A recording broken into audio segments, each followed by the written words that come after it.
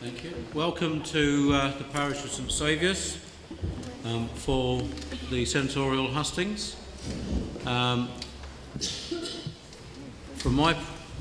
Introduce myself. My name is Terry Gorvell. I'm the chef de police of the parish, and I'm chairing this meeting this evening. We'll need to do one or two formalities to start off with. Those of you who are unfamiliar with our parish hall, with the layout of the hall and the fire exits, we've already had the fire engine assembly up here this evening already. Somebody set fire to our cigarette butt outside. But in order to make you aware of the fire exits, we have one over here to my right, which will be your left, one over to my left, your right, and out through the main doors that you came in. So there are 3 exits in the event that you should need it, and we certainly hope that you won't. The assembly point is across the road by the church entrance.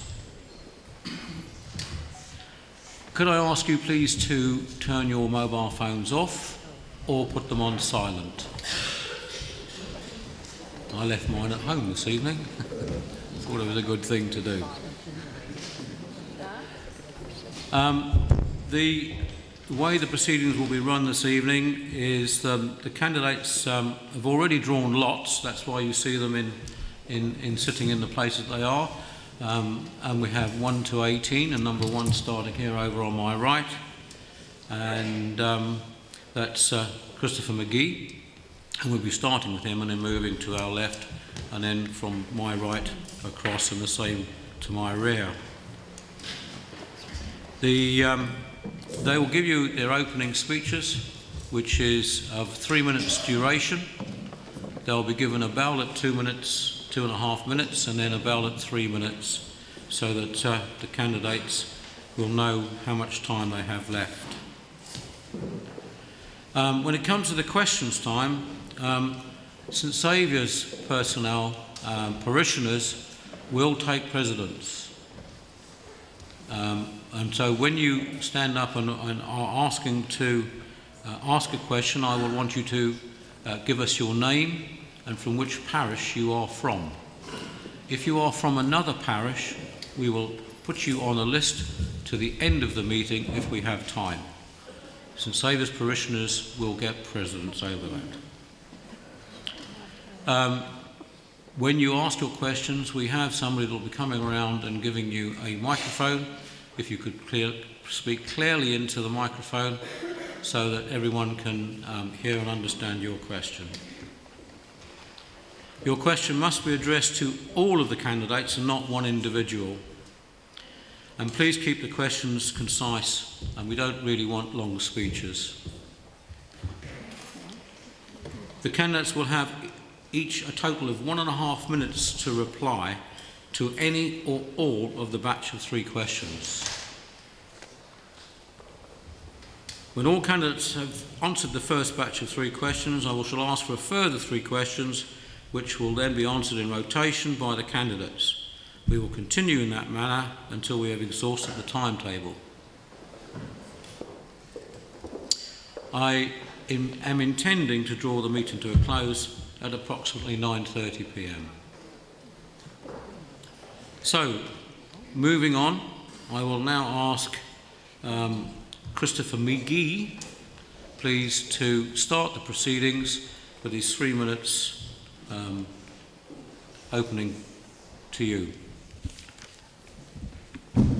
Good evening, St Saviour. We've finally got back to the parish where my family and I called home, and have done since we moved from Scotland in 2002. I went to school just up the road at Victoria College before going on to study law at the University of Edinburgh and at the University of Oslo. In my perhaps short life, I've also gained experience in the retail, finance and hospitality industries. I'm not just a bearded face. But why am I running? 1 hand is all you need to count the number of states members under the age of 40.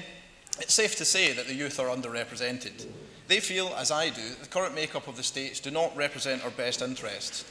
Look at what happened with the law forcing kids to wear cycle helmets as an example. Statistics have shown that in places where people are forced to wear cycle helmets, the number of cyclists goes down.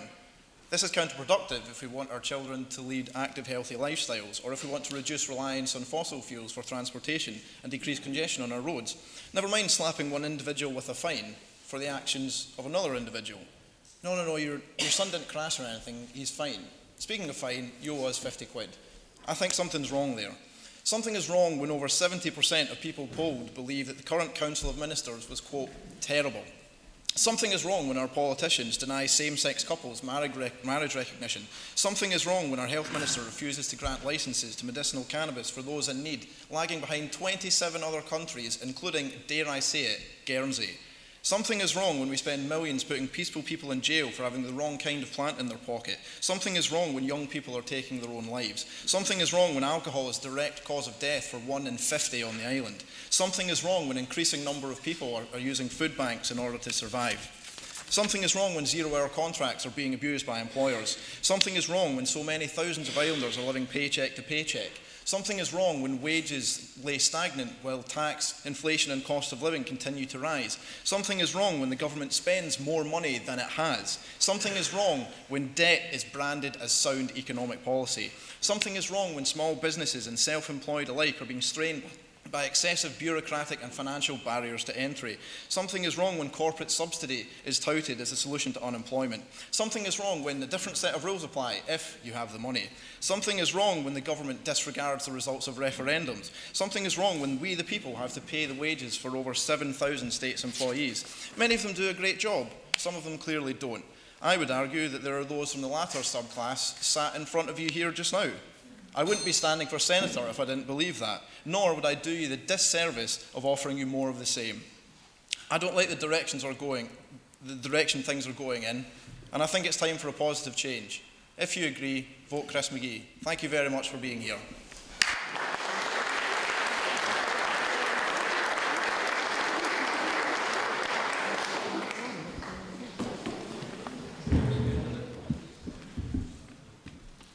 Good evening, ladies and gentlemen. I'm a Jersey-born family doctor who's listened to patients from all walks of life for the last 25 years. I've worked for Children's Service and in community clinics, and in the last 2 years as the director for the primary care body involved in health service development. As a doctor, there's only so much we can do to improve your health with medicines and surgery. Far more important is the environment you live in. Life expectancy in certain parts of London can drop 10 years in 2 tube stops, even though they use the same hospital. Isolation is worse for your health than smoking. The environment in which we live is shaped by our culture and the distribution of money, power and resources within our society. The states have been investing heavily in health over the last couple of years and are due to spend significantly more. And I'm concerned that we might follow the UK, which has concentrated just on improving hospitals, while at the same time cutting benefits and social support. It's important to nurture a healthy, caring community as well. The Jersey Consumer Council and Statistics Office have confirmed my suspicions that I've had from my consulting room, in that around 45% of people living on Jersey are now struggling to pay their bills. Unlike in the past, many are in work. As employers are trying to make ends meet, wages have not kept up with rising food prices, utility bills and rents. The use of insecure zero-hour contracts that offer work for only limited periods is increasing. Living like this is stressful and causes anxiety. It's costly to the health service as more tension causes aches and pains, poor sleep, and some turn to drink, drugs and gambling to cope. What's even more worrying is that families with children seem to be the most affected. We have rising levels of domestic violence and mental health problems as relationships come under strain, and children find this frightening to witness. Childcare is 7 times more expensive here than in Sweden. Parents living with insecurity have less time and energy to deal with their children's distress. And in the meantime, the advertising industry encourages youth to believe that they need to have the latest must-have to be cool. As we think about preparing ourselves for a healthy future, It's important to realise we need to create a healthy environment to live and work in. It's not just about the hospital. And it's for these reasons I've decided to enter politics. I hope you'll agree that my experience will add a different dimension to state policy in the future. If you do, then please vote for Dr. Zoe Cameron on the 15th of October.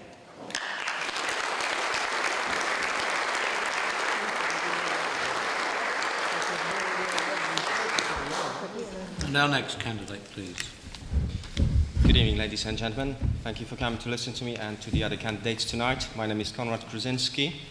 In 2013, the survey highlighted a serious income gap, with 45% of islanders stating that they had difficulty paying their bills, and only 25% reporting confidence in the government. So what it means, ladies and gentlemen, it means that the sole focus on economic growth has left the island without consideration for population control and with creaking infrastructure. Youth unemployment is rising, affecting work ethic and fostering idleness among young people. Is this the way forward? I think you already have an answer. I'm standing for the office of Senator because I'm not in any political schemes or structures, and I'm driven by determination, knowledge, and the will to challenge our current problems and issues. We have issues as well as fighting for equal rights for all of us. I'm the voice of ordinary people, and I will work for ordinary people, those who work hard every day and pay their bills and taxes, those who are faced with problems resulting from the ill-conceived system of social and economic policy, which is unfit for purpose, and those responsible remain impotent, persistently telling us that everything is towards the better. Ladies and gentlemen, this is your call. This is the time to take the opportunity for your voice to be heard and to be treated with respect and dignity you deserve. I believe that change must happen now, and it's greatly needed. This is the right time to show that together as a community, we can make those changes happen, which will lead to much improved quality of our life. Let us be strong together and let us vote for our rights. There are the key changes that I believe should be addressed. Strong and proactive support of small businesses, implementing policies that will help them grow. Reform of investment and tax relief policies. Promote local talented people and maximize the potential to benefit all of us. Promote further and higher education, along with reform of the current educational system, by implementing mechanisms to stimulate the achievement of higher qualifications. Support young talented people from low-income families by system of grants and rewards. Reform the current policies of regulation of the low employment. Stronger support is needed for the back-to-work schemes. Complete reform of current property rental system.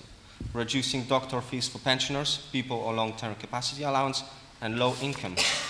Promoting our beautiful island on the international stage by further investment in the tourism sector and supporting companies within the tourist industry.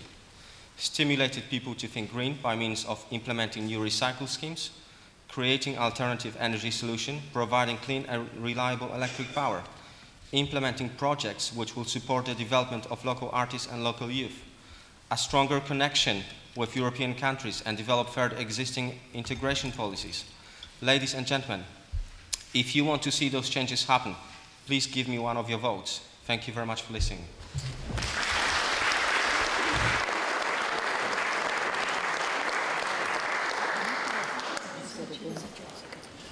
Good evening, ladies and gentlemen. My name is Paul Routier.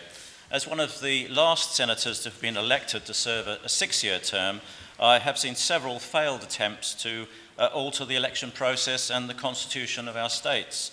What is concerning for me is that the Assembly spent far too much time discussing itself and not enough time focusing on the needs of our community. And the real disgrace was the outrageous refusal from some states' members to reject the outcome of the last referendum. Now, I'm wearing a yes sticker to keep the constables because I know the value of having the constables in the states. But if the referendum was to say no, I would accept that decision. For the last 6 years, as Assistant Chief Minister, I have undertaken and completed significant, complex projects. I was pleased that the Chief Minister asked me to oversee social policy and that we have established a social policy unit in the Chief Minister's department. It shows our commitment to addressing the needs of our community.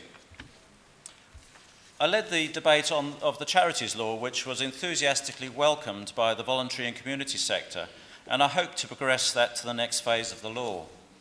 I currently chair the new Adults Policy Group, focusing on the important matters of safeguarding.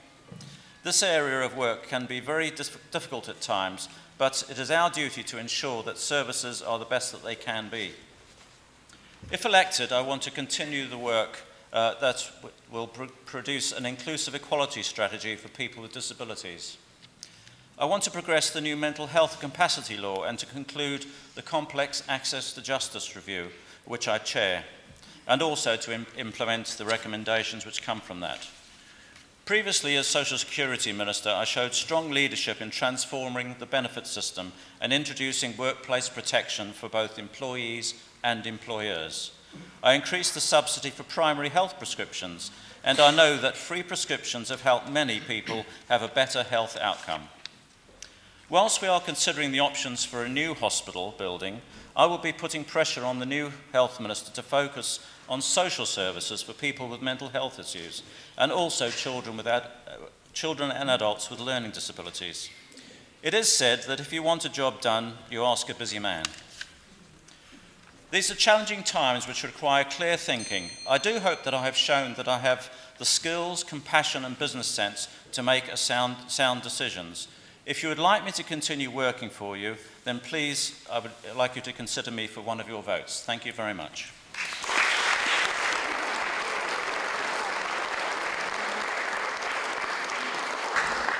Mr. Alan Maclean.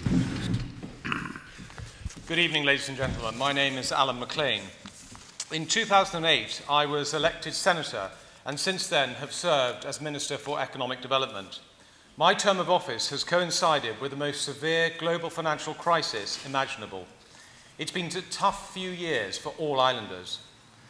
However, I'm extremely proud to have had the opportunity to serve my island and our community on important local issues as well as on the international stage. I've worked hard together with colleagues to build Jersey's reputation abroad, developing trade links and securing inward investment to support our economy and local jobs. To meet the challenges of the last few years, I've overseen the transformation of the Economic Development Department, reducing headcount, delivering efficiencies and new ways of supporting the economy more effectively. We set up Digital Jersey to promote and develop the digital economy. We set up Jersey Business to support small and medium-sized businesses. We developed Locate Jersey to drive inward investment that's so critical to diversifying the economy. We introduced the Foundations Law to boost financial services, introduced a Financial Services Ombudsman to protect consumers.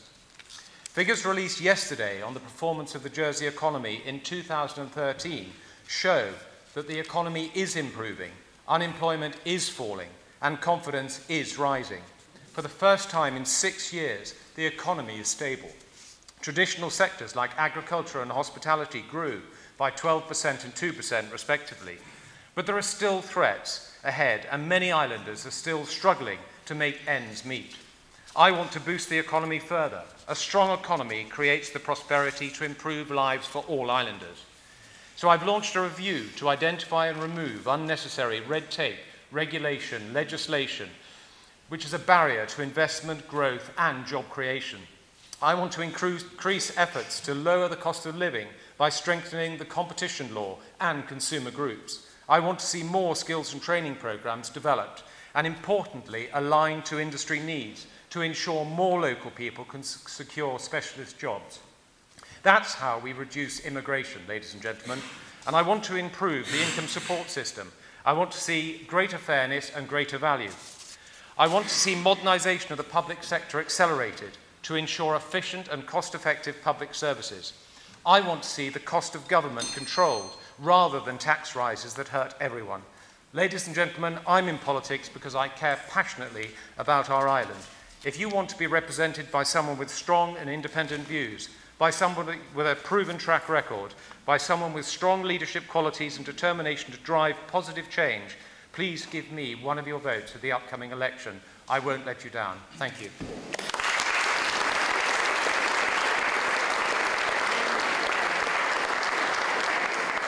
Sir Philip Bailhache. Good evening. We are now halfway through the Senatorial Hustings, and I want this evening to talk about democracy in Jersey, which seems to be at a low ebb, although perhaps not in St. Saviour. Many people do not have confidence in the states. Voter turnout is lower than in almost any other small democracy. There are too many members in the states, and the political structure is unnecessarily complicated. Reform of our electoral system is urgently needed. At election time, one should know what the political choices are. I said in St. Martin that income tax should stay at 20% and GST at 5%. The Reform Jersey Party manifesto says, "We support progressive taxation." What does that mean? 30 or 40% income tax if you earn more than $30,000 a year? Wealth tax? Capital gains tax? They do not tell us. We would probably be frightened to death if they did. If the manifesto is as empty of detail as the platitudinous promises on the election posters to work for you or to use good sense, what do candidates really stand for?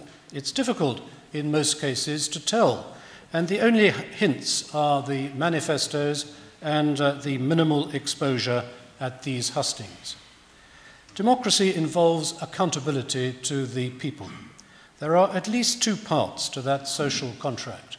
The first is that candidates tell voters exactly what they stand for, and the voters elect or reject them. The second is that if the people are asked for their views on a particular issue, the politicians, unless it is a matter of conscience, should listen and act. Some may not have liked the referendum questions on electoral reform, but there was a clear choice, and 17,000 voters took the trouble to vote. 81% wanted reform. A majority of politicians ignored the result. They gave effect, by doing nothing, to the option chosen by 19% of the voters. It was a complete denial of democracy. Indeed, it has undermined confidence in the political process itself. People have said, why bother to vote? They take no notice. It's an understandable reaction, but of course it is wrong. I hope people will vote in the Constable's referendum, despite the fact that some politicians think that they know better than the people.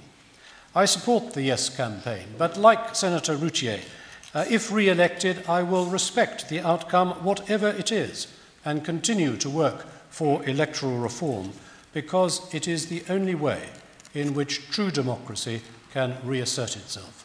Thank you very much.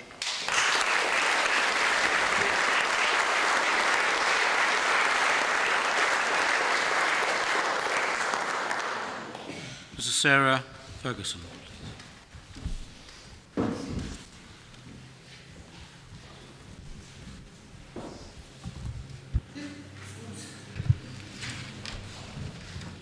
This is an important election. State spending keeps rising and our income is falling. At the moment, we've got assets to cover this, but we've got fewer people paying tax and no new source of income for the states to balance this. Last year, we reduced the marginal rate by 1%.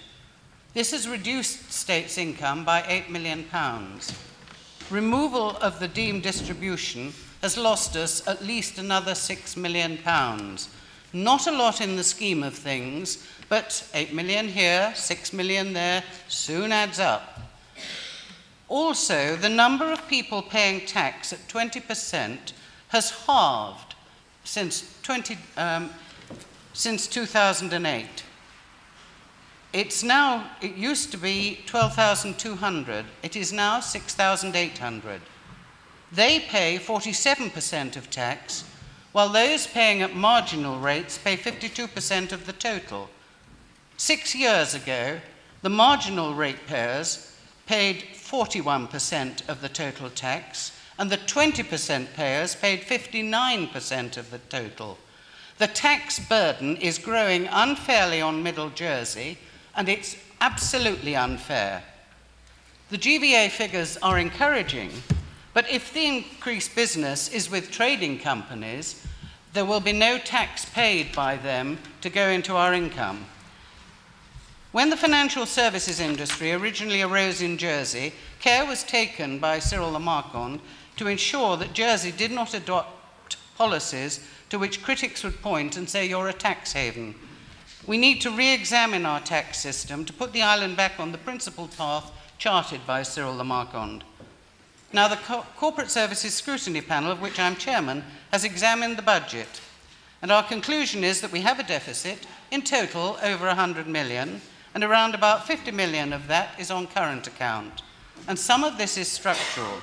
And the only way to deal with a structural deficit is to increase income, which means taxes, or reduce spending, which could mean services, but in my experience, efficiencies cut costs, not services. But all this has been left until after the election. Our report contains a 10-point summary plan of the steps the Treasury should take as it plans our contra-cyclical strategy. The new normal in Jersey is probably going to be lower than before the crises because of structural change to the finance industry. We've got to keep a check on expenditure so that the island doesn't get too expensive for our important finance industry. This is the most important election for 60 years. Your vote is your voice. It matters. Please use it, and please remember me when you vote.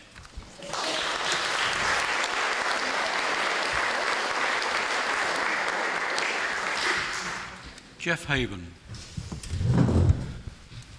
Good evening, ladies and gentlemen of St Saviour.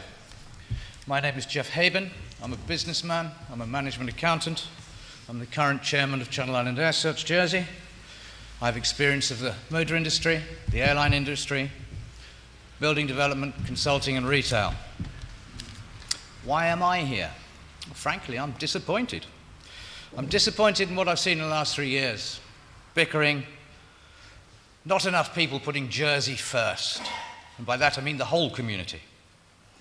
Sudden lack of common sense has been demonstrated, and the lack of trust and confidence in the states and the disconnect of the public from the Assembly by virtue of the referendum is absolutely awful. I'm disappointed it still takes so long for somebody to see a specialist and then care after at the hospital. I'm disappointed that Highlands hasn't been supported enough for higher education. Only this evening's paper, 42% of the people in Jersey are struggling to make ends meet. This has a knock-on effect. Suddenly, youngsters who, very bright, would like to go to university are not going to, because their parents, whilst getting support on grants, are not going to be able to pay for them to go and live in the UK. And I'm very disappointed that small businesses have not been given a lighter touch and allowed to get on with it. That would prove the biggest single aid to our unemployment problem. I'm disappointed the states have become so risk-averse. We have this cycle of debate, consultants, more debate, more expensive consultants. So often an opportunity is lost, or worse, nothing happens at all. I've spent my life in business. You have to be proactive, you have to be reactive as the environment changes around you, and you have to do it pretty quick. Now, also that means that you have to do it with the people you work with. And yes, of course, it's done for profit in a business environment. But in Jersey terms, what is a profit? A profit is not money. It is improved healthcare, social services, education, roads, environment, and everything else we take for granted. Ladies and gentlemen, it is time for you to put people into the Assembly that you believe have the ability, the decisiveness, and the will to action things and get on with it. I would like to do this. I would like to put Jersey first. I would like to represent the whole community. I'm a fresh face with a fresh view. I would like to represent you, and I would dearly love one of your votes. Thank you.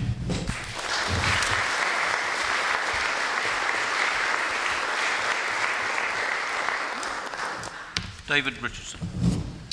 Good evening, Konrad, ladies and gentlemen. My name is David Richardson. You will find that a lot of people will talk tonight about a budget deficit and about the fact that New Jersey needs to control its public spending, about its bloated 7,000 public service workforce, make departments such as health more accountable and efficient. And do you remember when Chief Executive Bill Ogley was dismissed with an eye-watering payout of £500,000? We should make contracts more realistic and have all reviewed such that this never happens again. Of course I believe in cutting back on all these excesses, but I do believe that Jersey is also very introspective. I work as an accountant in the finance industry. I believe that there are many ways that we can make savings here by being more proactive with our neighbours in Guernsey. I think that we should have interstate online debates on ways of finding savings in such things as law and law drafting and running our own affairs in such a way that we can cut them back for both islands. After all, the sum of two working together on a particular project is better than two working on the same agenda. I believe also that we should do more to promote the Channel Islands, and not just Jersey, as vibrant and robust centres of excellence and forward-thinking, safe finance centres to invest your money. We should start working one voice together. Also, we were asked what sort of ministerial position we'd like to hold if we were elected. In my case, I should have chosen Population Minister. Population is the elephant in the room. We can't control population, but at least we can veer it in the right directions. I'll give you an example with an education system. We need the best education in the system. And in order to do that, we need to import certain very high caliber teachers. We can't accommodate them in the island so easy. So I do believe that we should create subsidised accommodation for essential employees such as these and give them termination inducement bonuses to leave at the end of their contracts. In that way, we would ensure a healthy turnover of people without adding to the overall population. We should do the same with nurses and doctors. I also believe in the conservation of local heritage. We need to keep immigration down in order to keep our countryside beautiful. So we should prioritise town developments rather than country developments. As a result of the crippling recessions, there are a lot of businesses that have failed, and we're seeing boarded up premises in towns. We need to upgrade those local town buildings and flats and turn them into flats and vacant premises as well, in order to make St Helier more vibrant. I believe we should have a more effective environmental minister. That wouldn't have that green sludge in St Albans, those endless debates on Plemor, those traffic jams, that creeping urbanisations. If you believe in a different Jersey, vote for David Richardson. I humbly beseech you. Thank you.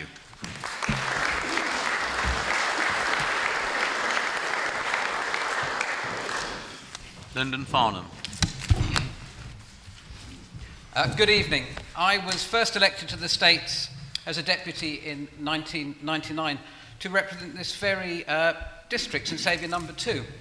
And St Saviour is a busy, interesting and challenging parish to represent, and the experience was a very good grounding for me, and understanding the issues of such a diverse parish has helped me and been invaluable since returning to the States as a senator in 2011. I am the Assistant Minister at Home Affairs, where I hold a special responsibility for the Jersey Fire and Rescue Service and the Prison Service. And I know how proud we all are of our excellent emergency services. But I have been especially proud to have served during a time when we have seen improvements in many areas, including positive improvements to the police, leading in greater public confidence. And I'm pleased to be able to report that crime levels in Jersey continue to fall. I have successfully brought a number of propositions to the state since being re-elected, including a move to introduce political accountability for our justice system, and I now serve on the Justice Advisory Panel and the Bailiffs Consultative Panel. I am the immediate past president of the Jersey Hospitality Association and continue to champion tourism as an important pillar of our economy. I fully support the long overdue rejuvenation of Fort Regent, and I am leading a campaign for an international 50-metre competition pool and associated facilities. And my appeal here is, ladies and gentlemen, that if we're going to have a new pool, let's do it properly. I also led the campaign to keep the island-wide mandate in the office of Senator, which I'm pleased to say, despite the best efforts of some of the members on this panel, the candidates on the platform this evening, is alive and well, and long may it continue. If you elect me, I shall be seeking the position of Economic Development Minister, not least because I believe that we must now put economic prosperity back to the top of the agenda. Because in real terms, despite the good news we've had today, that the economy is levelling off, it's still at its lowest level since 1998.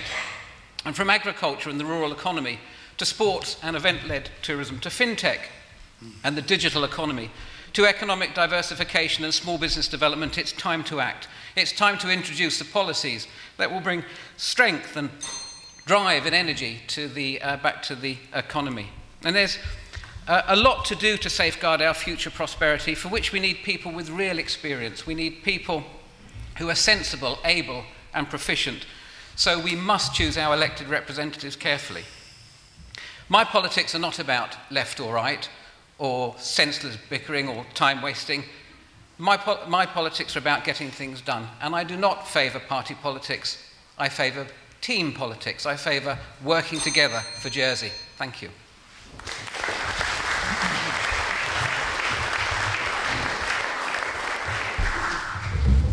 Guy to Faye, please. Good evening, ladies and gentlemen. I'm putting myself forward as a candidate who fixes problems, who looks at issues and finds solutions, hopefully creative solutions. And I know here in St Saviour, you more than any other parish know the trials and tribulations of morning peak time traffic congestion, a problem that's been grappled with in various quarters for years, if not decades. But there is, in fact, a simple answer to this. The primary problem is that everybody wants to be in St Helier at the same time. And yet we know that during the school holidays, all of a sudden, traffic starts to flow freely. So here is my idea. Shall we persuade the schools to start perhaps 40 minutes later? That way the school buses can come in behind the peak time traffic. That way those parents who are not dropping their children off on the way to work, but have a more flexible approach, or even maybe working on flexi time, can come in behind the peak morning traffic. And in fact, the numbers indicate that that on its own would solve the problem. In effect, artificially creating permanent school holidays. Now, I can only apologise that I did not have this road to Damascus moment whilst I was the Minister of Transport. But the solution is there, and I want to get the solution out, elected or not. If it's a good idea, it will fly. And by the way, there are plenty more innovative ideas in my manifesto, which will come round to your homes in due course as part of a brochure. And I think this has got to be the way forward. We must start finding creative solutions to our problems. Now, if you want more of the same, by all means, vote for the states members on this platform. And I guarantee you that they will continue much in the same vein, taking your money and spending it in the way that we've become used to. But things have got to change. And I want to see them change fairly. I don't want to see more taxes. I do want to see the government being trimmed. But let's not be unfair to public servants who do a good job. We now have over 7,000 of them, all paid for by the taxpayer, and there may be elements of trimming. But if we're going to trim, let's start by cutting at the top before we get down to the middle and lower waged. Now, I want to remind you also that a number of these candidates are interested in abolishing senators. I'm here to say that I believe this island wants to retain the island-wide mandate. I believe it wants to not reduce it, but extend it further. And I will fight for that if you elect me. I promise you that I will deal with things honestly and straightforwardly. And if you want someone who'll shake things up, please consider me for one of your votes.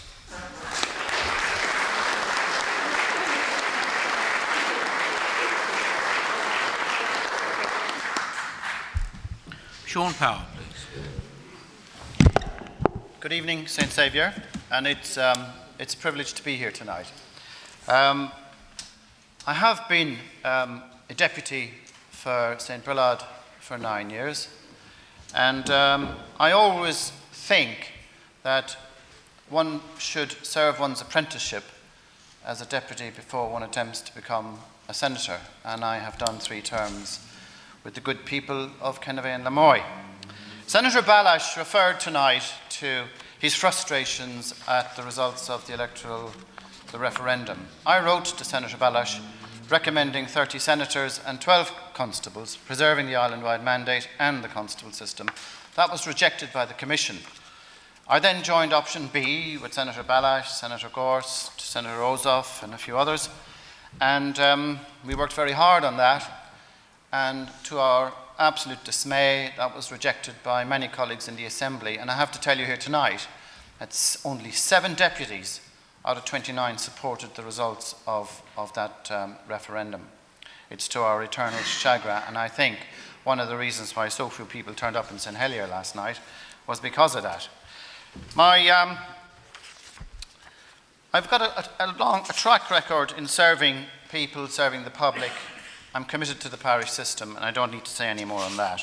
But my service in public to the island is diffuse and in a number of areas different to what you might expect. I first got some sort of recognition. It was actually 11 years ago, the Emerald campaign. And then last year, I maintained my interest in shipping all those years when Hewlin Renouf collapsed, and I was involved in bringing 2 of the new 4 shareholders into the what is now Channel Island Lines with the master of the dispatch, Captain Allen. So there are 5. So that was a success. People talk about population and migration. People talk about education. I'm vice president of the animal shelter, the JSPCA. We've had a problem for 5 years trying to get veterinary nurses. It's taken us nearly 4 years to get Highlands to agree to start a BTEC course in veterinary nursing. And I'm very pleased to say that that started 2 weeks ago, and we've got 12 people, 12 locals who have signed up to do a BTEC in veterinary nursing, and that's one of the things I'm really proud of. It's taken 3 years. Another connection with St. Saviour is planning. I work for the planning minister, who's one of your deputies. I also work with Deputy Masson and Deputy Routier. And it's been an interesting 3 years on planning, I can tell you. Finally, my connection with the constable is we produced a CD for the band of the island of Jersey 2 years ago. Sadie sang with the choir of Lamoy School and put Beautiful Jersey on a CD for the first time. So some of the things I've done. Running out of time, I don't think I'm going to get anything else in. Thank you for listening, and I hope you might consider me for one of your votes.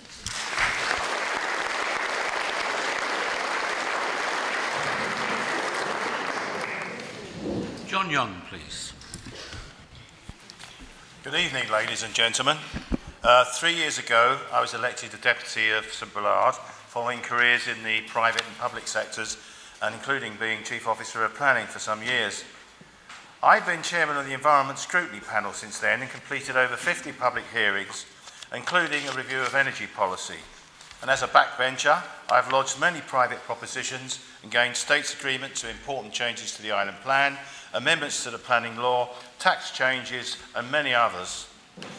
Previously on these, I've spoken about health, service, and economy, but tonight I want to speak about 2 subjects, planning and finance.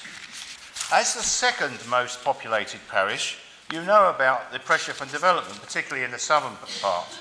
And just glancing at the island map shows how important areas as protected open space, playing fields and public park are. Sadly, St. Helier, your neighbour, desperately lacks such open space and has had population density half of Hong Kong, but double that of parts of London. And the issue there is accommodating population growth. Without creating dense urban ghettos is going to be a big issue, and this has to be given greater political priority if we're to avoid social problems for the future. And planning, of course, requires long-term vision, setting policies with the community to encourage development which enhances local amenities and meets communities' needs. And we need a long-term urban development plan to ensure the town area remains a good place to live. And the island plan needs to be reinforced with rigour. I've had too many cases in this district even where things have gone wrong with our planning system and caused huge problems for people. Fortunately, the improvements of our planning system, including a new appeal system, have been agreed and have to be implemented swiftly and efficiently. And the new Minister will have to take a much stronger role in setting policies and give the political direction which previously, I think, has been missing. Now, finance. Our 2015 budget represents a departure from decades of financial prudence. Government is spending more than we receive. This is no longer sustainable. We have to review spending priorities and progress public sector reform, but protect frontline services like health and education. We need our government to work in a way which suits our close community and builds consensus rather than encourages adversarial politics. We need to rebuild lost trust in our government and restore confidence in it. In this election, you have a choice: voting for change or more of the same from the existing ministers. We need a fresh approach, either capability and experience to deliver the changes which a great many people have told me they want to see. Ladies and gentlemen, I humbly ask for your vote as Senator. Thank you very much for listening.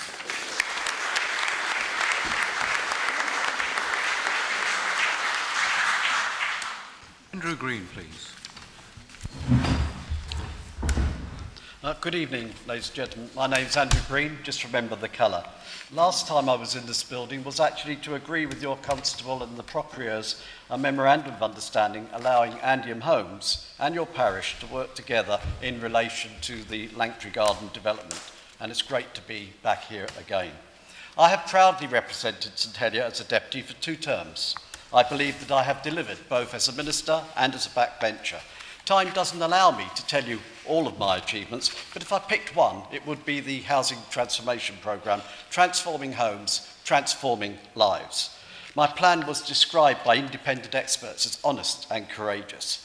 Some of the benefit of this programme is here in this parish. I refer, of course, to Langtree Gardens, but also to the Victoria Cottage Homes, which at last will have much needed funding to allow these grand old buildings to be brought up to modern standards, accommodation fit for our ageing community. I spent most of this afternoon walking around your parish, knocking on doors and talking to residents. Car parking, school traffic, education, population and the hospital were all subjects of the day. Last night I spoke about health, and this evening I've decided to spend the remaining time on education, and in particular the availability of skills. This is key to controlling the population. I say this not because it made the front page of the Evening Post recently, but because it's in my manifesto, printed way before we started this election trail. And I say in my manifesto that we shouldn't be afraid to do things differently. You know, it's fairly obvious, or at least it is to me, that if you keep doing the same thing, you'll get the same outcome. Clearly, it stands to reason that if we are serious about improving our education system, we have to embrace change. Let me say right from the start, I know that we have many good teachers, and generally our facilities are good or adequate, but we are not making this resource work for us. I believe that we need a robust and clearly managed strategy to develop skills that our industries need. In particular, I'd like to look at vocational skills and a transfer at 14. At 14, there should be a choice for our young people to decide to go down the academic route or the vocational route. And this shouldn't be set in stone. People should be allowed to change. But those taking the vocational route should train in at least one vocation and continue with English, mathematics and computing. But it would come to life. It would be part of what they do. I know that for many, being able to relate the subject to that vocation will bring the subjects to life. Time doesn't allow me to explain it fully, but Einstein said, if you always do what you've always done, you'll always get what you've always got. Our young people deserve better, our industries deserve better, and our island demands better. If you want a new person, as a senator, who has courage, vision, thinks independently, works collectively with a track record of getting things done, please give me one of your votes. Go Green 14.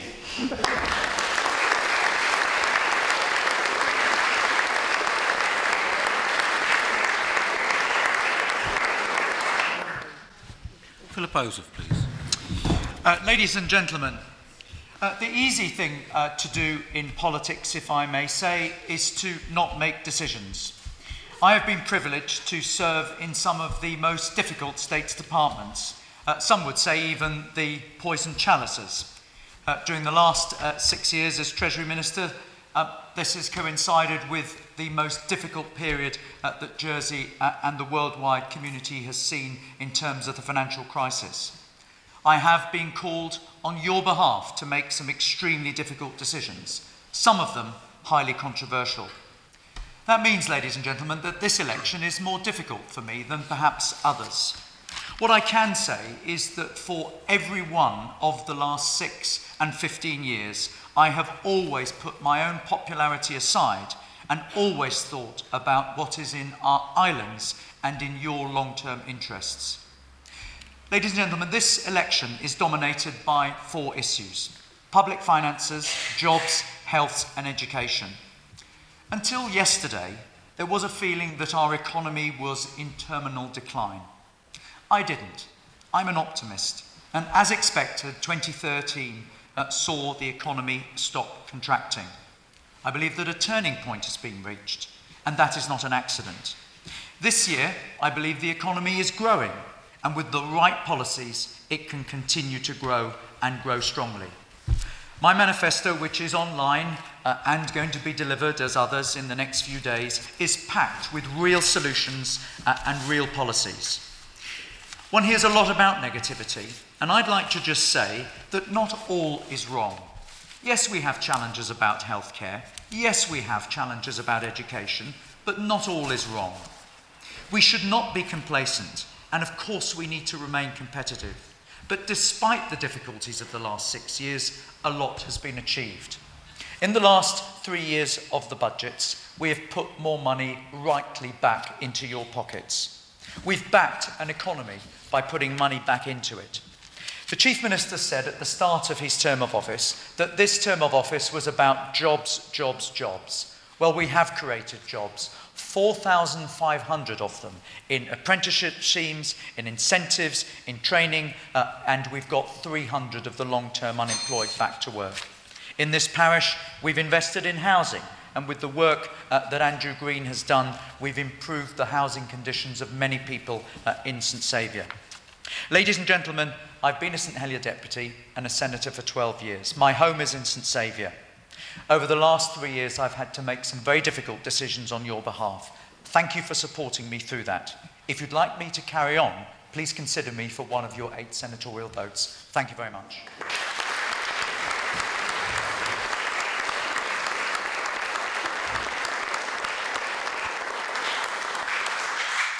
Ian Gorst, please. Good evening, ladies and gentlemen. I'm Ian Gorst, and it's been an honour for me to serve as Chief Minister for the last 3 years. During that time, I've sought to build consensus and deliver for islanders facing up to our problems and making difficult decisions. This evening, I'd like to speak about employment. If you are interested in other areas, please look at my website and I speak about them there. When I stood for election 3 years ago, as Senator Ozouf has just said, I said then that the new government must prioritise getting islanders into work. I used the phrase jobs, jobs, jobs, and I am proud of what we have done and that we have delivered on that agenda.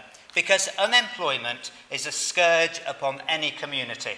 It leaves people without money, without relationships, and without any hope for the future. It takes away self-respect, and it leaves people disconnected from their community. All the research tells us that work is good for us. Over the last 3 years, we have spent an additional £19 million on back-to-work schemes.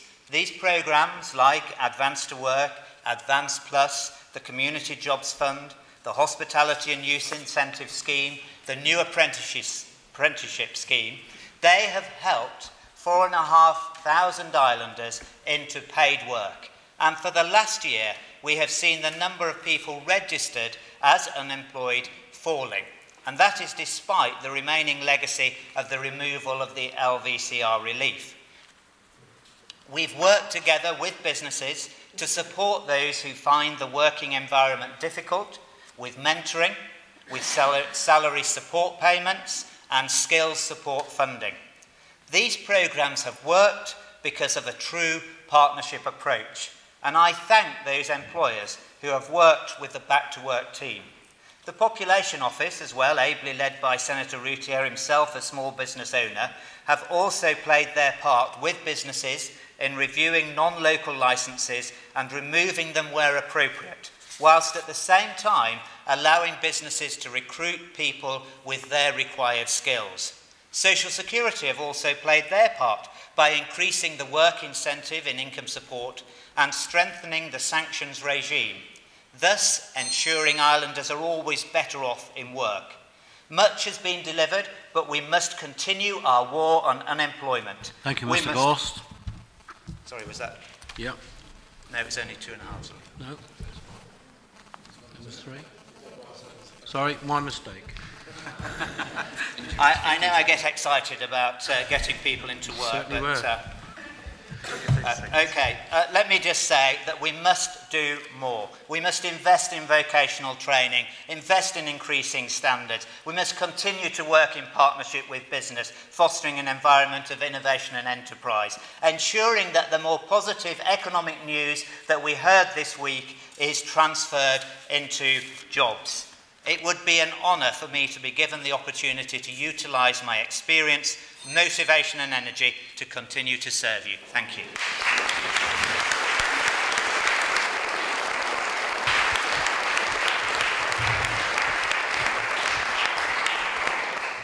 My apologies for that. But moving on, Anne Southern. Good evening. I must first respond to Senator Bailhache. Reform Jersey's idea of progressive taxation is 25p only in the pound for incomes over 100,000, and his accusations are pure scaremongering. Today's headline in the JP makes disturbing reading. Almost half of the people in this so-called wealthy island are struggling to get by. It's no surprise to most of us. I've heard of people whose debts have risen to such an extent they've had to sell their homes to pay them. I know of 2 teachers who've had to take out a second mortgage to fund their son through university. My hairdresser, a senior stylist, no longer tells me of the holiday she's planning, but of how she needs to claim income support to pay her rent. But the greatest iniquity is the way employers can get away with offering 0 hours contracts. We are not talking about bank nurses or supply teachers or small businesses giving a few hours work a week to someone who has another job or is not the main wage earner. We are talking about the employer who will tell the employees who rely on the job to support their families that they will only have 1 day's work this week and they can't say what there will be for them next week. Such employees may have contracts that state they must be available to work at short notice and are excluded from taking any other form of employment. We are talking about the employers of trust company administrators who employ people from agencies and need them to work full-time but on reduced wages without a guarantee that there will be any employment in the future. There is a chance that people in this situation will have their mortgages recalled, not being able to take on a lease and ending up homeless. I asked a friend in this situation who then found a permanent job if her company was sorry to lose her. But she said that all they care about is saving money. What price employee loyalty? If someone on a 0 hours contract does not have enough work in a week, they lose the employer's contribution to Social Security and have to pay the employer rate as well and can't claim sickness benefit. If someone leaves the job because they can't manage on the pay, they will have some of their income support withdrawn.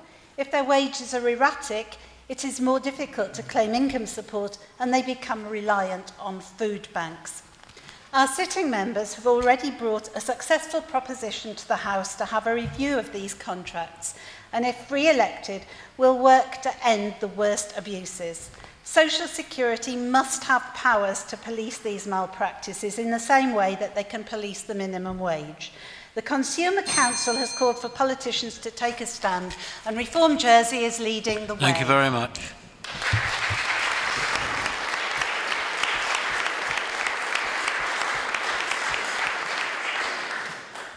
And now I call upon Malcolm Ferey, please. Mr. Chairman, ladies and gentlemen, In my current role excuse me, as Chief Executive of the Jersey Citizens Advice Bureau, on a day-to-day basis, I see firsthand the problems that people face who are living on this island. For that reason, I would like to draw on this experience and make a difference and tackle these problems from the inside. And that's why I'm standing in these elections. When you get a chance, I would ask that you click on my website, malcolmferry.com, and you can start my campaign video and see and hear the issues that I believe are important. This is the parish that I've lived in for 21 years, and tonight I'd like to talk to you about parish strength and stability of our community. One of the things that makes our community strong are the links between the father or mother of the parish and the close connections to our government. Having a direct voice on island decisions from a parish perspective is what makes the role of our Conitab so unique and important. For parishioners, it is what makes up our identity and helps us feel part of island life and involved in our community.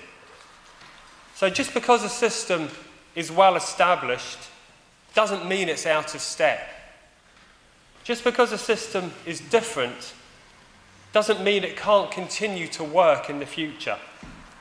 I believe that to lose the parish links would be to the detriment of all that we hold dear. However, you have the chance to make your views heard by voting yes or no in the referendum. Ultimately, it's up to you to decide. Because as I have stated in my manifesto, if I'm elected, I will respect and vote with your decision. I have worked hard and made changes in every position that I've held in my career so far. And as a States member, my resolve would be just as strong. So if you want to see a new face and have some new thinking in the States Assembly, but you also want someone who understands island issues and traditional values, then please consider me for one of your votes on polling day. Talking to a lady who rang me the other day, she told me that she was initially not going to vote in this election because she was so angry with the last referendum and the result and the way it was dealt with. After reading my booklet, she's changed her mind. Thank you very much. I hope that you will do the same.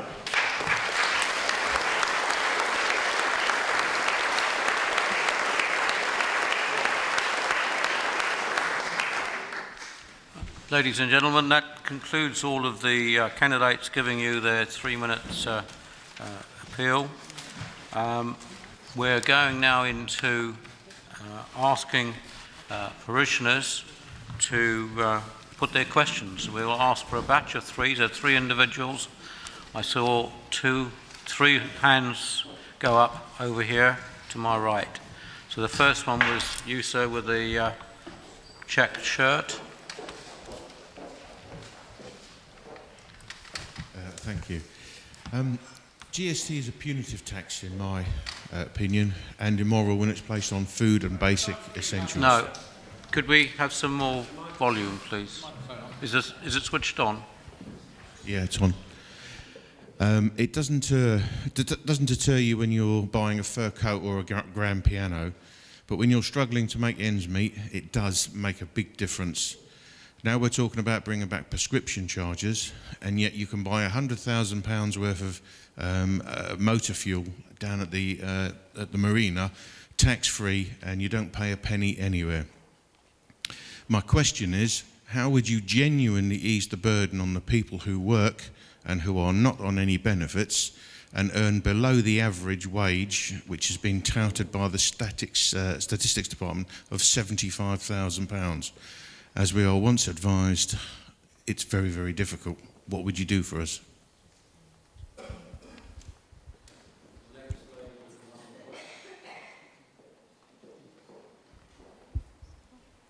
A split hospital two different areas. Are you for it, yes or no, and why?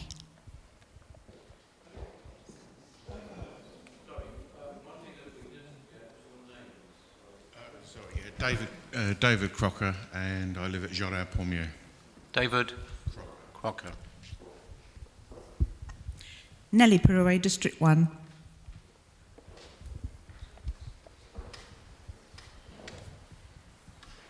And that was the gentleman in the white just behind the man in the checkered shirt. I'd like to know the candidate's view, or René Turek, St Saviour, whether they are for or against the use of medical cannabis. Thank you.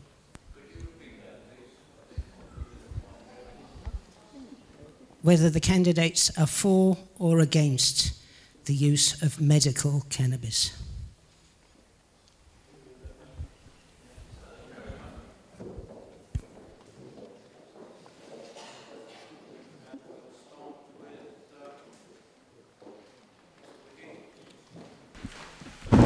Thank you. I'd like to answer the questions in reverse order, if I may.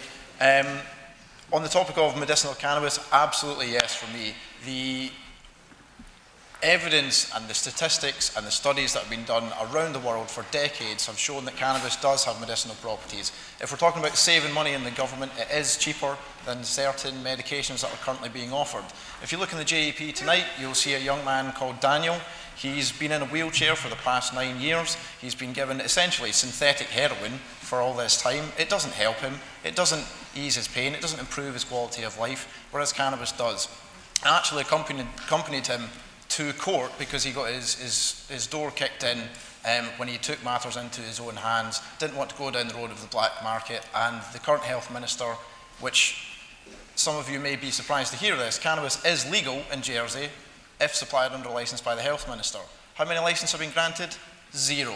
And I think that has to change. There are people who are suffering right now who could benefit dramatically from a different sort of medicine. Second question, a 2-site or 1-site hospital. I'm not a doctor.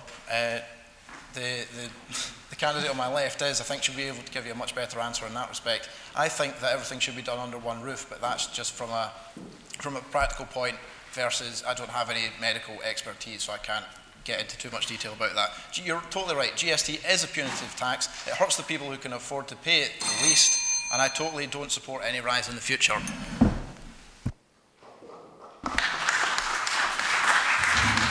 Zoe Cameron. I agree with the fact that GST unfortunately unfairly hits the lower paid. They have less access to internet shopping, and it's also had the adverse effect on our own retail industry as a result. So any future tax rises, we need to be very careful as to where they're targeted and don't have that unintended consequence again. And I personally try and avoid it and look for efficiencies. You can certainly have some in the health department. The costs of rent does cause me concern, and that's caused a big increase in the Social Security income support payments as well. And it reduces the amount of economy, the money that's sort of circulating the economy. As far as a 2-site hospital goes, I think it will reduce access and increase costs. And as medical cannabis is a difficult one because it's been illegal for so long. They haven't had the long-term studies, really, I don't think, to know exactly the pros and cons.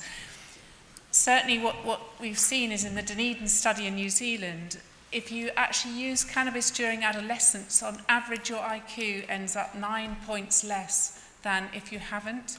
And it increases the risk of psychosis by a factor of 3. So there might be certain circumstances if you're in pain and you're not in adolescence where it's safe to use, but I think it still needs further study. Thank you.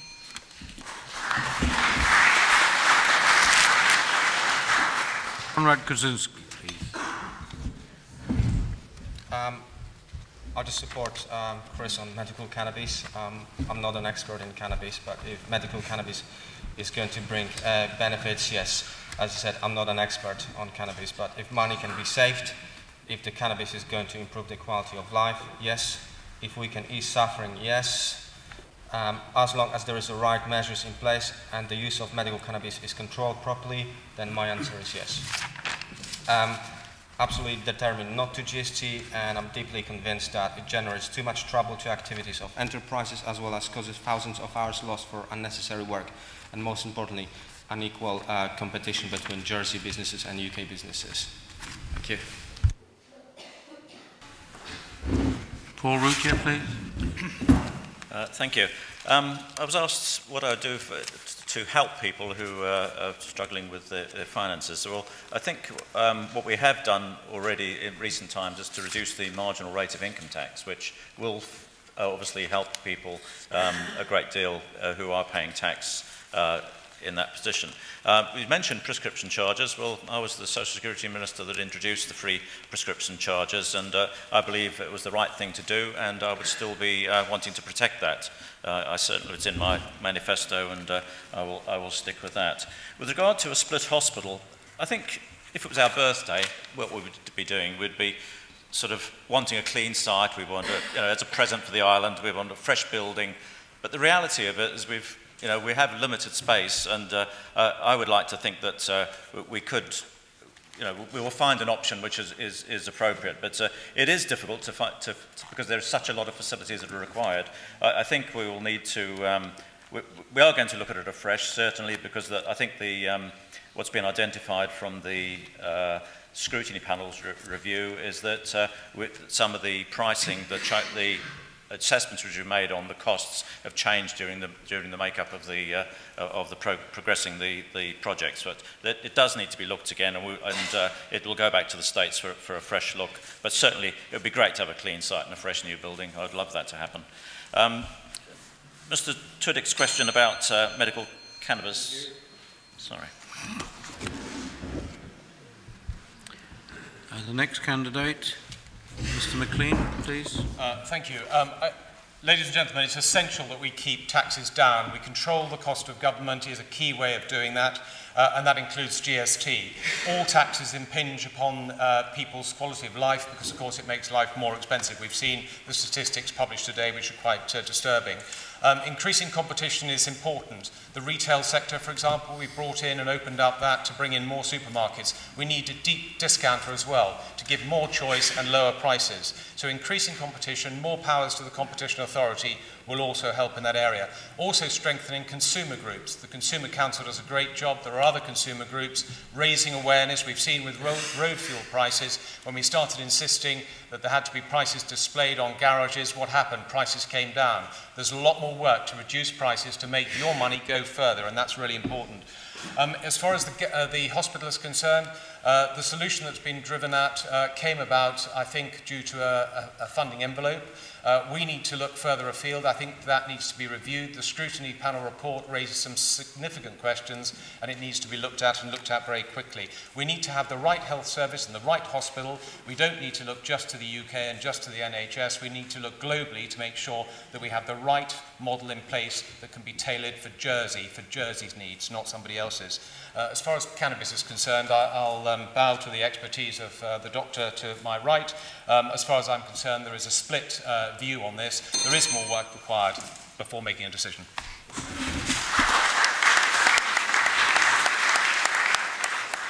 Philip Bailhache. In the United Kingdom, there is an immensely complicated VAT system with a number of exemptions for children's clothes, food, and various other things.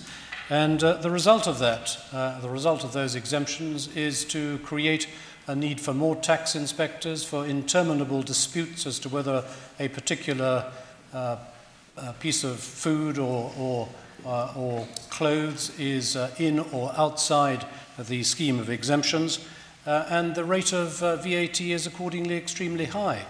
I am in favour of a system which involves a tax that is low, flat and broad, and I would not be in favour of any exemptions at all. If there are grounds for reviewing the level at which those who receive support on lower incomes then that's a different matter, and that perhaps should be done. My initial reaction when discussing the question of whether the hospital should be on one site or two was to consider that it should be on a single site. And many doctors to whom I have spoken have expressed the same view.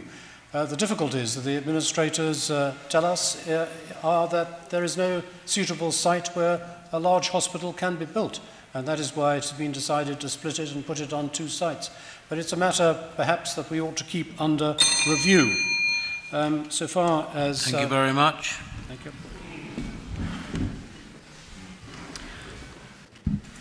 Sarah Ferguson, please.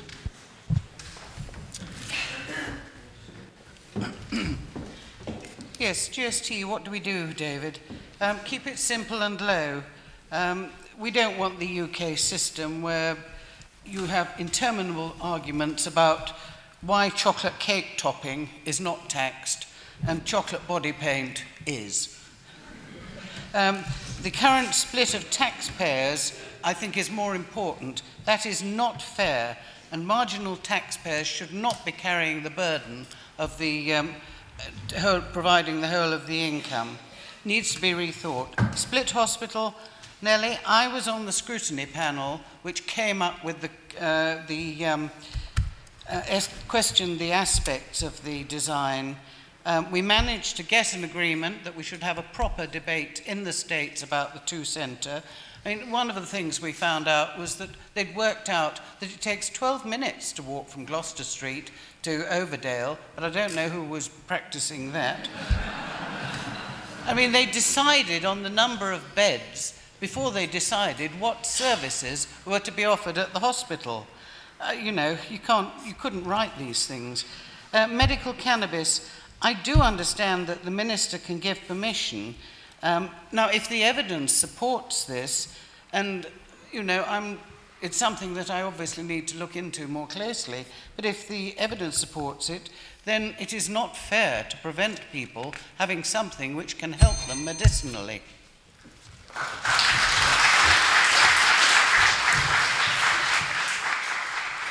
Geoff Habin, please. Mr. Crocker, GST, yes, a sad, necessary evil in an economic recession, and nobody likes it. We must strive as much as we humanly can to keep it down, and the only way to do that is, one, controlling prices, and secondly, to do as much as we can to get the economy back on its feet as quickly as we can. I know it's an old adage, but if we don't get the full employment, we don't get the money in people's pockets, and that's where it's going to make a difference. Split hospital, yes, having had some experience of building things while you're actually still in it, it's a much more expensive way of doing it as far as Gloucester Street is concerned. But as we've heard, there is going to be a new look at this, so I think that's for the future. Medical cannabis, I'm a little bit blinkered on this one, I'm afraid. I think at end of life there might possibly, and for pain relief, there may be a case for it, but having had a family member have serious problems with it, I'm not a lover of it.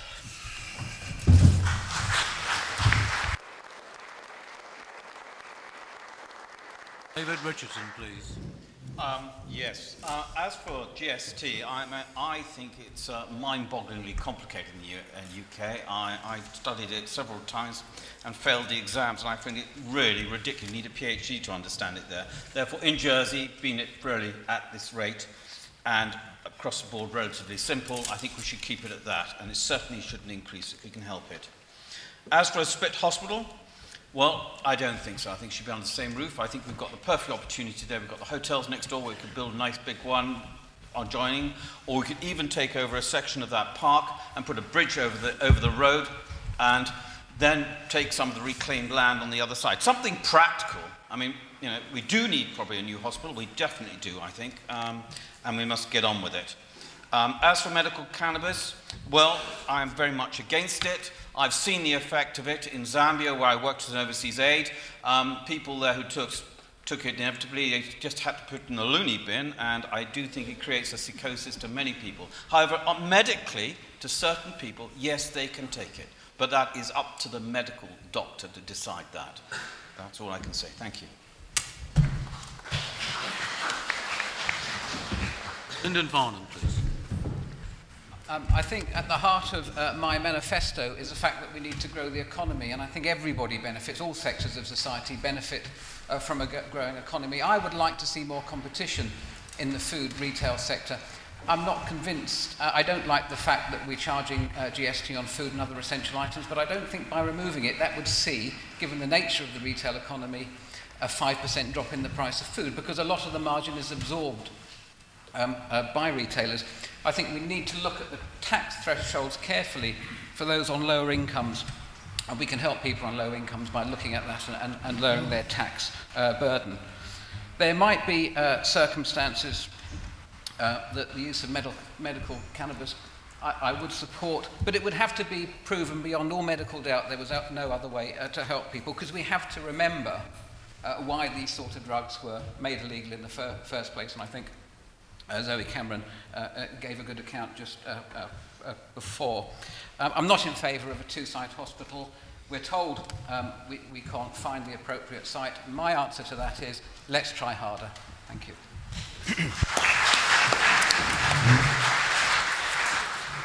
Guy de Faye, please. I think if a qualified doctor believes that medicinal cannabis will benefit a patient, then that doctor should be allowed to prescribe it. In regards to split hospital, I'm puzzled as to why outpatients appears to be at the top of the hill, whilst inpatients are where the current general hospital is. Strikes me that's pretty inconvenient for outpatients. I spoke to a frontline hospital worker only last week who said, did I have any idea that they'd built a 1,000-bed, all-singing, all-dancing general hospital in the north of England for £200 million? How come the figure we were talking about here was nearer 450 million? I'd like the answer to that question, so I really do think we have to look again. Split hospital, frankly, I don't mind how many buildings there are, as long as we get first-class medical care. I go to the dentist in one place, I go to clinics here, there. It's about the care that we get at the end of the day. Now, in respect of lower-waged people, and indeed middle-wage earners, I really think we need to ease off on the tax burden. My manifesto suggests, in fact, an introductory rate of 10% tax. But in respect of GST, we do need to realise we need a balance in taxation, because a huge cash economy out there, people who've learnt how to avoid income tax by taking cash in hand all the time. Now, those people do need to be subjected to GST. It's the only fair way.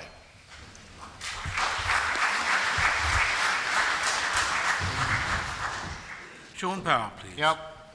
I'm going to take it in reverse order. The cannabis question first. My sister is a medical doctor in Seattle, and they're watching very carefully in the rest of the US what is happening in Colorado at the moment, where they have licensed medical cannabis. The American Medical Association and the Federal Drug Administration are watching what happens in Colorado, and there is some evidence, as Dr. Cameron has said, about increased psychosis, but I can't answer it in any other way. Deputy Jackie Hilton and the Deputy St. Juan, James Reid, produced a masterful scrutiny report on this two-centre hospital, and they raised a number of questions as to the viability of that centre, that two-centre. They also questioned, they were not able to get to the bottom of the costs of 257 million. And she said, and as co-chair of that, she said a lot more work needs to be done. We're waiting to hear what the next health minister or the health minister says, and that's my answer on that. Finally, you couched a GST question in what really is the burden on middle-income Jersey. And middle-income Jersey are those law-abiding, tax-paying citizens who are squeezed between, say, 35,000 and 100,000, maybe a little more, maybe a little less. They're absolutely squeezed at the moment, and in my opinion, we cannot take any more tax out of middle-income Jersey. So that is why, as Lyndon Farnham has said, if we're going to do anything about this economy, we have to grow it, and we have to grow it quickly, and we're not going to grow it the way the ministers are growing it at the moment. One of the things I say in my thing. So we've got to do it another way.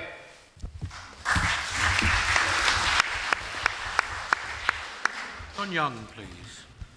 An excellent question on GST. I'm uncomfortable with charging GST on food and essential supplies because it includes, everybody pays, including those least able. Now, in theory, we have a system of a food bonus for those who don't pay tax, can get an income support compensatory payment, but of course we do nothing at the margin for marginal taxpayers. So if we can't find a way of having an exemption, I think we have to do a review of the marginal tax system to give tax credits and to change those income support rates to compensate.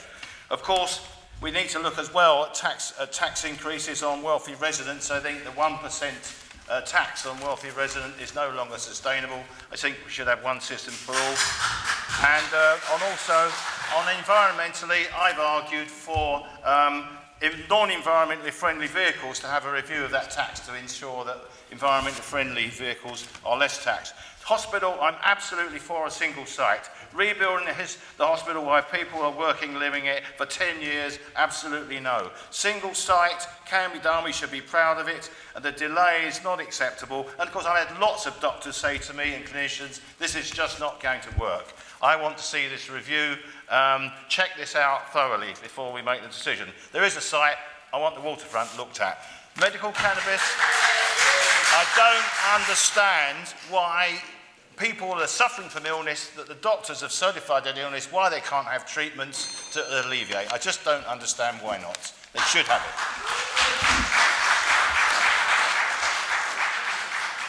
Andrew Green, please. I'd like to take the middle question first, and that is, should we have a hospital on one site or two? And you will see I'm not playing to the audience. I actually put in my manifesto that I'd like to be the next health minister and that I would review that within 100 days and report back. I agree with a lot of what John Young has just said. I am very concerned that patients will be on a building site for a very long time.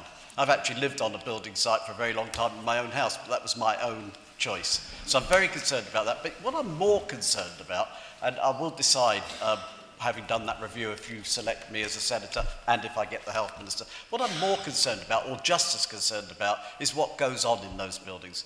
And we've got to actually work with our staff, not have our staff working with us to make change, not dictating to them the change that needs to be put in place. That we've got some good staff there, we need to actually work with them to continue to provide the care that patients need. It's a long subject, but I'm passionate about healthcare. As some of you may know, that I actually come from a health professional. Now, talking about cannabis, no doctor, no health minister, I would suggest, would consider prescribing any form of medication without the National Institute of Clinical Excellence approving it. You know, we're just not expert enough in that. So I would seek advice from that organisation.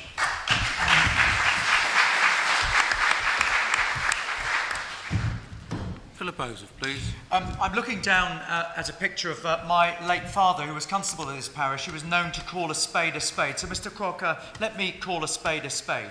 If we would have introduced GST without income support, you would be right. But we didn't. We introduced GST alongside income support, which protected all those on low incomes. And more than that, all those that didn't pay tax got a bonus for GST on food. The reality that most politicians, some politicians won't say, is that we have got challenges about small spending in the area of health. I estimate 50 million in the next few years. How are we going to pay for that? 4 things. We need to grow the economy. How do we make sure that you don't share the burden of that unfairly? Well, we need to deal with the issue that Alan Maclean said about competition and have earnings higher than inflation. And we need to cut the marginal rate of tax. On a dual-site hospital, we have 4 effectively sites at the moment. We need to reform health completely from top to bottom, and I think we should buy the 2 hotels next to the hospital to get everything we can on as much as a general hospital. And we need to get on with it, as the scrutiny panel said. Finally, I'm not an expert on the cannabis issue, but I agree with taking expert advice, and I suspect that the world is going to move where we actually do need to allow that for those desperate cases where people are in pain and they shouldn't be. But I'm not the expert.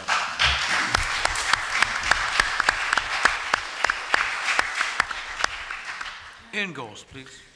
Thank you. Yes, I think the question was really about people finding difficult times, and you were looking at GST as well. That's one of the reasons why we reduced the marginal rate of tax. We know it was only a small thing, but we recognise that people have found the economic downturn very difficult. But we've even been criticised for reducing that. During the downturn, we've also increased thresholds as well, which I think is, again, small, but it's important.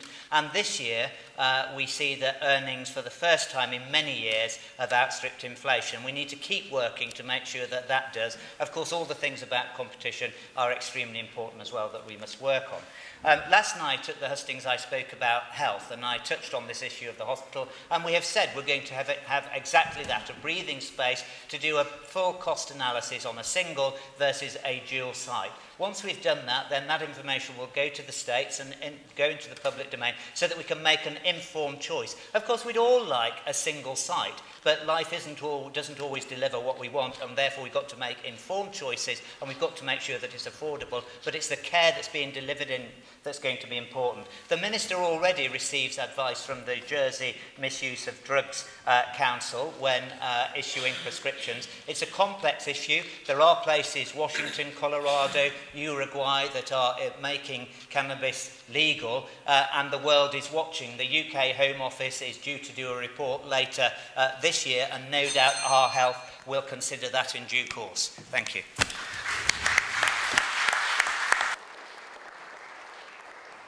Anne Southern, please. Hello. On cannabis, I think we should trust the doctors. My son's a doctor, and he tells me that any herbal medicine can be potentially dangerous as it's not produced in controlled doses. But I think doctors should be able to prescribe a cannabis-derived drug if it's considered appropriate. On the dual site of the hospital, again, we need to listen to the frontline workers, and if they think a dual site is going to cause difficulties, we should be looking at other options. In terms of GST, I know you'll be told that the low-paid are protected, but at whatever level you set that protection, it creates a poverty trap. I think it's ridiculous that there are exemptions for private school fees and not for medical supplies. Reform Jersey would certainly oppose any rise in GST and vote for any proposition that would take it off food and essential supplies, but I think we're always up against the Jaffa cake argument. What we can do for the low paid is to make GP visits affordable. We could bring the cost down to £20 by raising the employer's contributions by 0.7%. We are pressing for a living wage, and I would say if your pay hasn't gone up for a long time, I hope you're in a union and get your union to try and do something about it.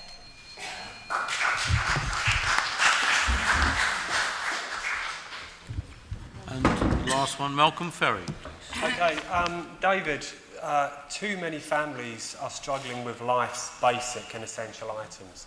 And it's not just the low paid. There are people that are above the threshold, which I think is what you're alluding to. So I would support its removal from food. I certainly wouldn't want it to increase any further than where it is at the moment. In relation to the dual facility hospital, I've seen the plans, I've gone through them. There are pros and cons of operating a dual site facility in this way. It appears that there seem to be more cons than pros at the moment. Things like transport links and record keeping between the two units are just one of the most obvious ones.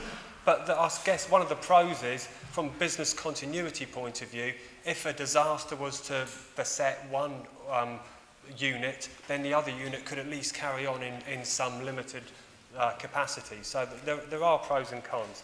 But I think whatever we do need to make the right decision. But this is a 10-year project, so the hospital we have is already starting to creak and groan. We do need to do something as quickly as we possibly can in the new house. In relation to medicinal cannabis, I think as long as there are clear distinction between medicinal use and recreational use, then there may be some avenues to explore there.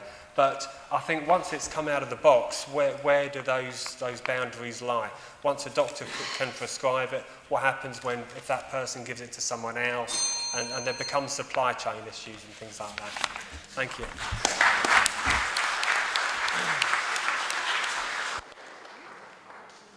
Right, ladies and gentlemen, 3 more questions. Got chap in black, another one and a black one, and then that one right at the very back of the room. We have the one right at the back of the room first, please. Sorry, the one in black put his hand up. It's for me. It's because there's a plane in my way and you can't see me. You didn't see me last time. Right. I'm Maureen Morgan and I live here in Soulaglise. The proposition for equal civil marriage was brought earlier this year by Sam Mesick with absolutely no consultation with the LGBT community. Restricting his proposition to civil marriage is not what we in the LGBT community want, but simply marriage, which may be conducted by willing churches or other faith organisations. If elected, will the candidates support fully equal marriage when the proposition returns to the States later this year?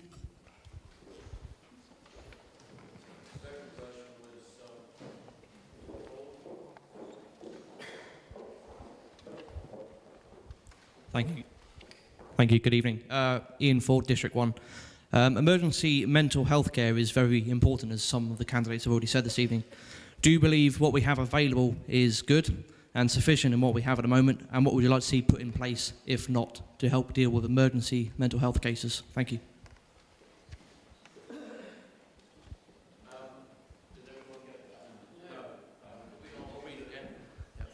Yep. Candidates have mentioned this evening about emergency mental health care for persons requiring immediate mental health care. Can they tell me if they believe what we have in place at the moment is sufficient, and if not, what they would like to see put in place to manage persons that require immediate mental health care?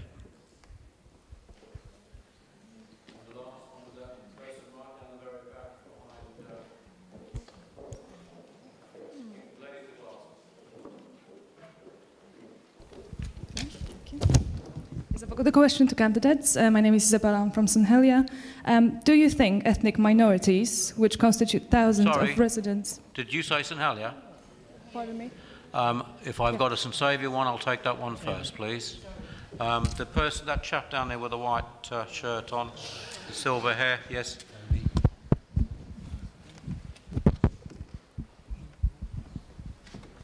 Good evening. Tony Rankus, St. Saviour. My question is, mental health in this island. It appears there's none. We have 200 to 300 children who urgently need help. I'm told they have to wait up to 3 months for an appointment. I feel, in my opinion, they've been badly let down by Health and Social Services, and in that I include the Council of Ministers. What I want to know, what do you intend doing about it? We gave £3.5 million to buy Plymouth. That money would be better spent on these children and their families before we have another tragedy.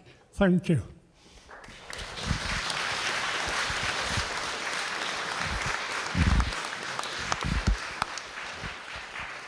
Thank you for those questions, and the first one up to reply to that is number 4, Paul Routier, please.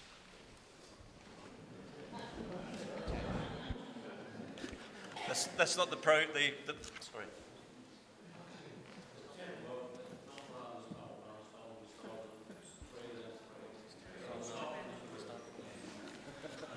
I will start. It's not the programme we go to, but not to worry.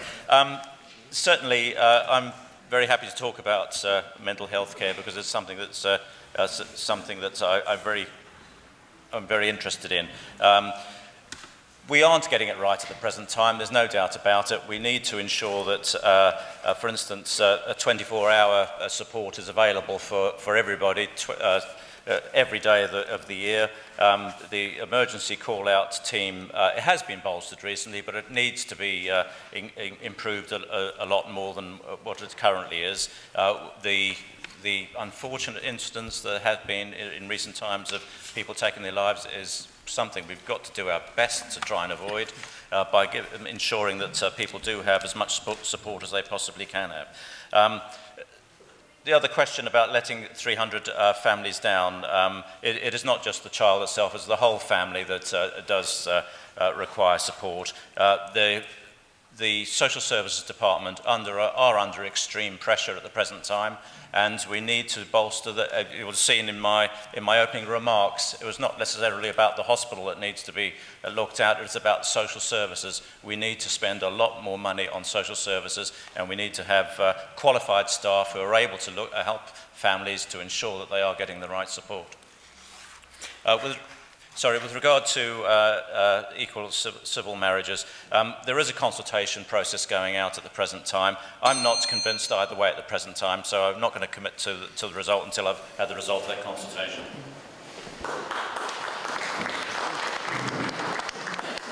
Yes, thank you. As far as mental health care is concerned, it is absolutely patently clear that there are failings in the system. These do have to be addressed, and it's about ensuring that when we make savings and when we make cuts, as has happened in the past in the comprehensive spending review, that they're not done just across the piece, including health and education. We've got to ring-fence the critical areas in our economy that matter most to the people of this island. Health is one of those. Mental health is clearly an area which has got some shortcomings that need to be addressed, and I would say the prioritisation of children has to be right up there at the top in terms of the difficulties that are clearly being faced. So the right services being provided by the right people in the right place at the right time. Timing is critical. As far as the civil marriage issue is concerned, we need to modernise. We need to look at other countries. We're behind the curve. We're slow. I think the decision by the states to go out to consultation on a matter that should have been dealt with at the time was wrong. We should have dealt with it at the time, and yes, I do agree. When it comes back to the states, it should be supported and we should move on. Thank you.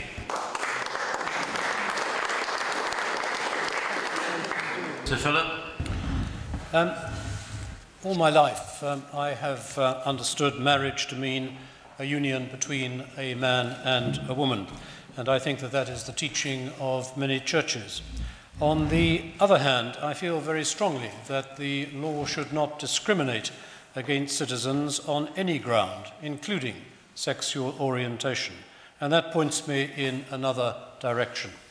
So this is a difficult issue for many people, and I have yet to square the circle. I hope that the consultation which the Chief Minister has set in train will help us to find the right solution.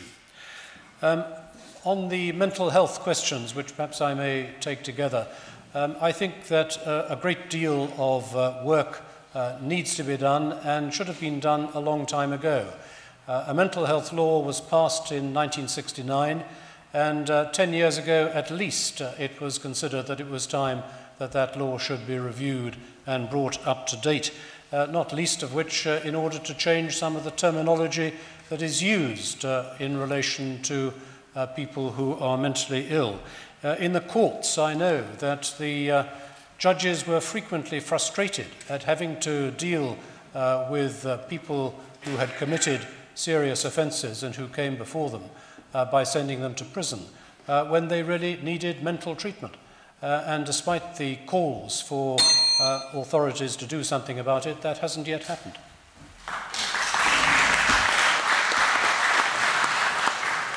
Sarah Ferguson, please. Yes, the mental health aspects, frankly, you know, places like Orchard House, I think they ought to be knocked down, and you know, we need to have proper facilities in a proper place. And this was the whole point with Overdale. The mental health facilities are meant to be being relocated to Overdale, not an overflow for the outpatients. It's meant to be there. There was a very good report by the scrutiny panel on CAMS, and you know, it was damning about the mental health setup. Yes, there are, I think, 5 or 6 locums working full-time. It's really quite a very busy, you know, for a consultation, a very busy setup. And, you know, there are other aspects of it. if you have mental health problems and you're arrested by the police, there is no proper place of safety that you can be taken to. The whole thing needs looking at. Obviously, that's not an area that I'm an expert in, but I do know that, you have the executive officers of health located in the hospital. And I think that's a very bad idea, because they forget that there is social services and they forget mental health.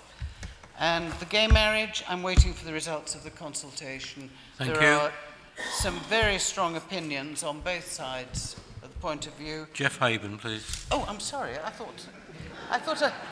didn't realise I'd overrun. You got carried away there. Absolutely. Good evening.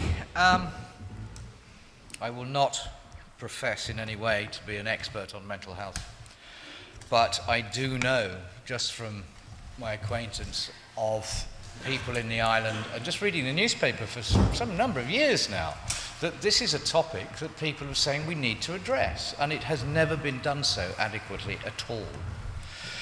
We do need more support, we need more counselling, we need family support, not just the patient. We've heard comments about people who are ending up in prison when they shouldn't be there.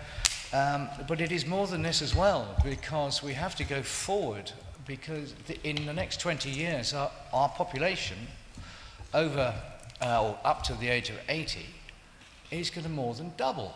And this brings in a whole new raft of mental illness and dementia, which has got to form part of the whole. So it is a very, very large subject that does need to be looked at very, very quickly. Gay marriage, no problem, get on with it.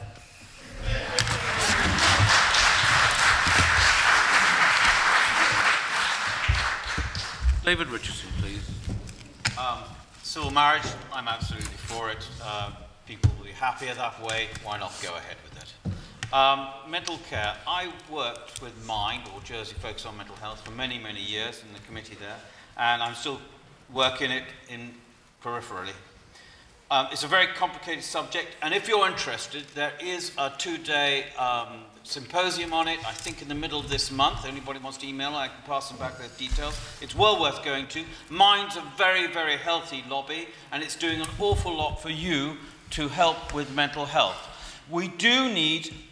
It does need to be looked at separately. If you're mentally ill and you go into the reception at the hospital, it's not the best reception for a person with mental health. We need it slightly separately.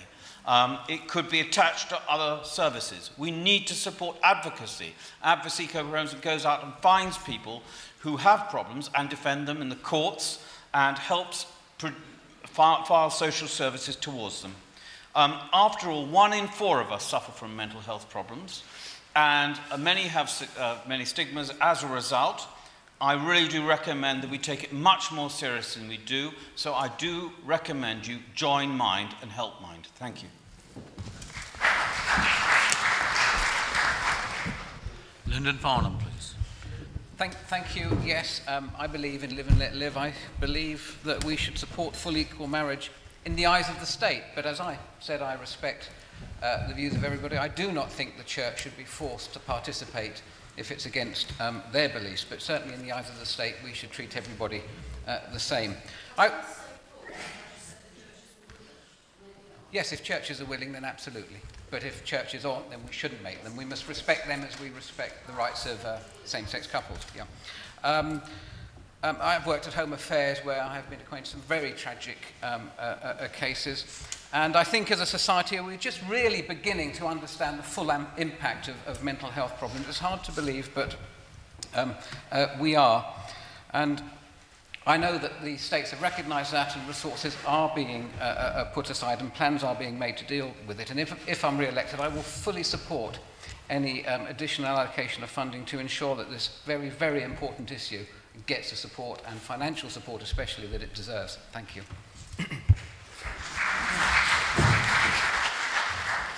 Faye, please.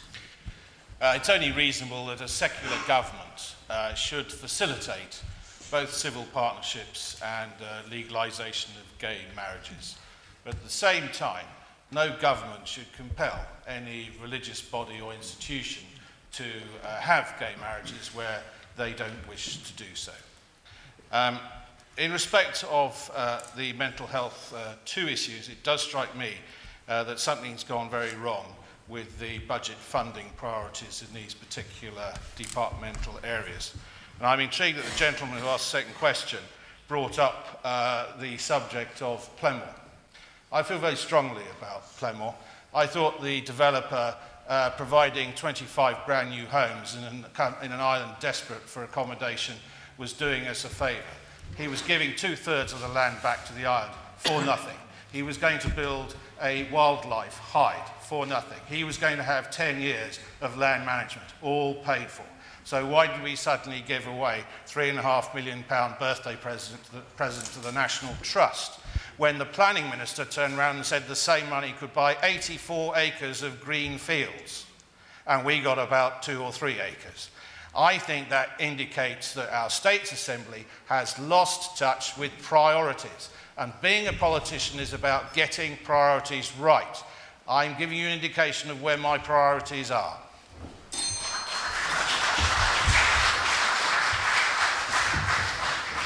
Sean Powell, please. Same-sex marriage first. The states approved civil partnerships in 2012.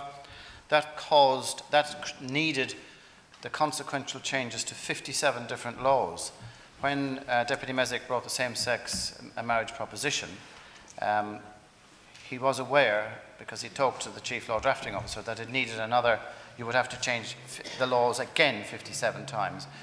The principle of same-sex marriage has got to take into account the faith communities and respect them for what they do and how they uphold their faith systems. So for the moment I am with Senator Bailhache. We wait to see what public consultation says. I think it's only fair. Emergency mental health care and mental health care. I've got a great deal of experience of this with regard to running Sanctuary House and Caring Hands. And A&E, accident emergency, gets bogged down at the weekend with drink-related problems, and people who have a genuine emergency mental health problem cannot get seen very easily. And again, the same two States members, Deputy Hilton and Deputy Reid, produced a masterful report on children, adolescent mental health care on the island and the glaring problems that it faced, to the extent that the Chief Minister got immediately involved as a result of that report, and actually two persons were moved from that section of health because of inefficiencies. So things are happening. It's not perfect, but the spotlight is on it. On mental health, I was going to say Orchard House is a fantastic facility and we need to build on it. Thank you. John Young, please. It's deeply troubling what we're hearing about the mental health service. I'm not an expert, but it's clear that this service has been neglected. It hasn't had the resources it's needed over the years. Priorities has been low. That has to be put right. But it's a complicated issue. As the stresses in life, the financial problems, relationship breakdowns all increase, we are going to have to put a lot more priority there. Access to GPs who provide some support there, a great deal of support. People can't afford that. I've always thought that we should be having a dedicated social services department in the island, because I think always within a secondary health care, it's going to get secondary priority. I think we should look at that. But there's a lot of service development tasks to be done. But of course, nowhere is it more important in the case of CAMS for children. We really, again, the youth service who are there, they have limited funds. They have great people there trying to do their best. So we've got our funding priorities absolutely wrong. We must support voluntary bodies who are active in there, and we've got to do some boost up the provision for young people. On same-sex marriage, well, for me, I've always wanted to see civil partnerships available to both same-sex and different-sex couples. I think, well, and for me, I don't see anything problem about that. So I will go with the public view on same-sex marriage. I've got no objection to it, but I would be troubled if it's forced on religious bodies. So I think we've got to wait until the consultation and go with the outcome. Andrew Green, please. Equal marriage, no problem. And for those of you that are not sure, don't worry, it's not compulsory. The only thing I would want is The only thing I would want is that the officers officiating have the right to say yes or no. That's all I would say on that. Now, emergency healthcare. It may surprise some of you, it surprises a lot of my friends, that I often act as an appropriate adult at the police station with people that have problems. And we have definitely neglected this side of the service. But it's not the fault of the staff. There's not enough of them, but those that are there have not got the resources to do the job. They write care plans, they write action plans, but there's no resources to carry them out, and that has to change, and that includes CAMS. I can't say much more. We need to do it. It needs to be done. We need more social workers, but we need to resource them.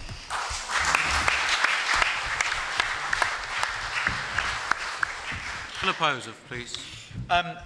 The easy thing in politics, as I said in my opening remarks, is to put things off. Well, in the first day, I've never been on the Health Committee, but in the first day of Anne Pryke's tenure at Health, I visited St Saviour's Hospital. And I have to say to you that I was deeply, deeply shocked by what I saw. I could not believe that our mental health facilities, which I had never seen, could have been so badly uninvested. We took action. And today, as of tonight, all of those facilities north of St Saviour have been refurbished and reinvested. And I'm proud of that we got on with that. There's a lot of talk about public spending. Well, that's public spending that was needed. £27 million has been added to the health budget. And much of that, some of that, is for the health services that the gentleman referred to. But I'm afraid more is needed. There are 4 things in my manifesto. 1, we need to treat mental health as equal to physical health. 2, we need to treat mental health from the start of life.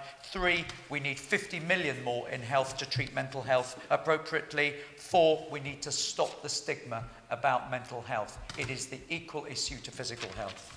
Finally, in relation to that last issue, you would expect me to say nothing else but the fact that providing faith communities have an opt-out, we should absolutely have equality for marriage, irrespective of who you are, as Sir Philip has said, and I hope the states will allow that. I think I'm the only person on this platform that could actually have that if it was available. Thank you very much.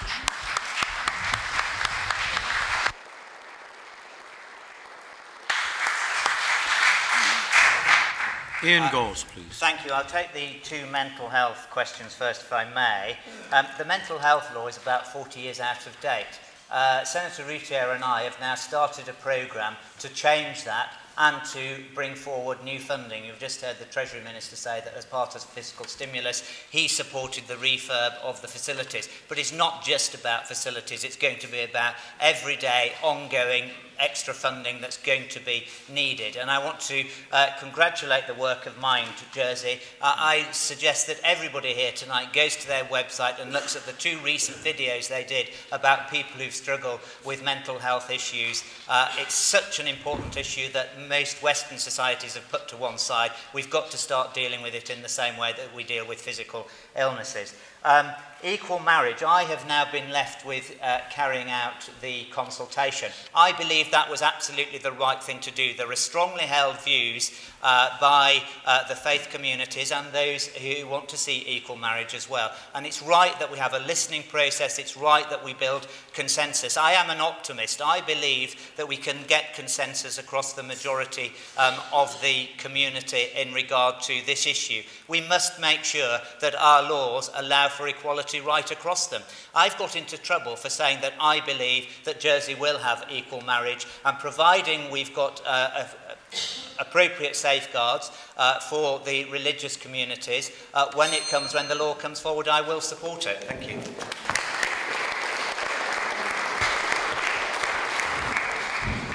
Anna Southern, please. Yes, I do believe in equal marriage for all.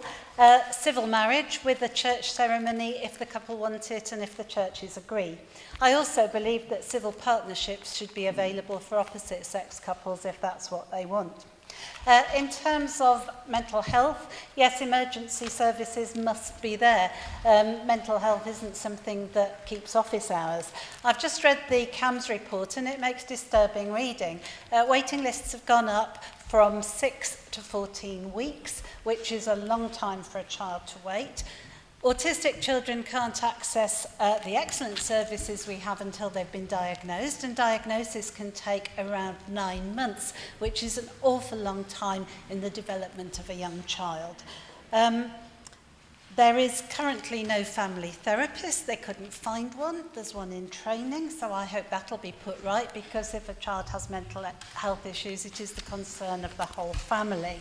It's concerning that there's no place of safety for young people when there's an emergency and they end up being looked after in police station interview rooms. That is simply not good enough.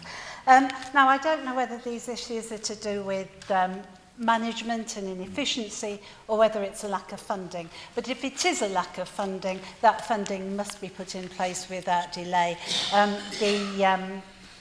The health service has said that it will put the recommendations into action, and I will hope to see that they are.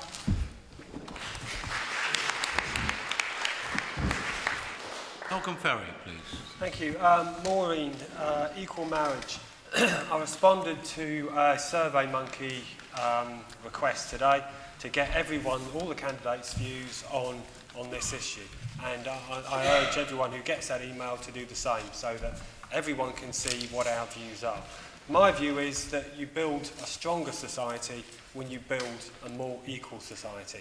Having said that, of course, we have to be sensitive to the established religions, and I've spoken to both sides in this argument, and what comes across for me from the clergy is they are very concerned about the way it would fundamentally change the theology of the church. And so for that reason, it's right that this consultation goes out, and exactly right that no church would ever be forced to marry a couple that they didn't want to marry. In relation to mental health issues, when I was at Social Security, I used to visit people in their homes who were signed off work for a period of time. And by far the two biggest diagnoses on this island are backache and depression. And very often the two can be linked because pain in itself can cause psychological problems. And the solution for certainly with mental health issues is early intervention at the earliest opportunity. So there are people that are going out and visiting people in their homes, realise there's a problem. That's when they need to get the help to them as soon as possible. Thank you. Thank you. Christopher Magee, please. Thank you. On the topic of same-sex marriage, it's something I totally support. You might have seen it on my campaign posters in place of my face, because I think it's a more important issue than a picture of my face. Now, does the last two questions are sort of one and the same. I think that a mental capacity law is urgently required at the moment, because a person can either be mentally capable or not mentally capable, and the new law would allow people to be capable of some activities and not capable of others. For example, some might be able to dress themselves but may not be able to manage a budget, and so assistance can be tailored to meet the specific needs of the individual. However, the opportunity for misuse of this law is vast, so it needs to be looked at very carefully. I do actually know someone who had what they were told is that there was nowhere else to put you, so we're putting you in jail now. Someone that needed help, who had various mental conditions, and I think that's absolutely abhorrent. I think that there is a lot more to be done. There are shortcomings, and I think that if funding can be diverted away from less important things, such as top civil servants' pay and pensions and the like, I think it should be going, your money should be going to the people who actually need help. So there is a lot more sort of redistribution, I think, as opposed to just saying, oh, we need 50 more million. Where's that going to come from? I think that you can't talk about an extra 50 million without increasing taxation. That needs to come from somewhere. I think it should be diverted. Thank you. Zoe Cameron. With gay marriage, yes, I support equality. I don't think we need to go down the route of Guernsey and France. You can copy the UK, so the church wedding can still be, legal. You wouldn't need a civil partnership on top of that. And equally, it should be within your own conscience when you're marrying someone as to whether you you agree or not to carry it out. With regard to mental health, it's something as a GP I've been very concerned about for some time, and I got even more concerned when I was working with the Children's Service. And as such, I've gone and searched for answers just so that I could sleep at night with the problems I was coming across for the last 15 years. The UK does very badly here. We have 5 extra child deaths a day compared to Sweden, and suicide is the leading cause of death for young men. It's not about money. It's very expensive not to treat it. 75% of mental illness starts in adolescence, and if you don't address it, it affects your whole life's chances, your employment. Our criminal justice system gets overloaded. Iceland, that has much better therapy, has 1% of the prison population compared to the US. There's very good answers out there. In Scandinavian countries, if you're having problems, you can have 1.5 hours of therapy in the community twice a week.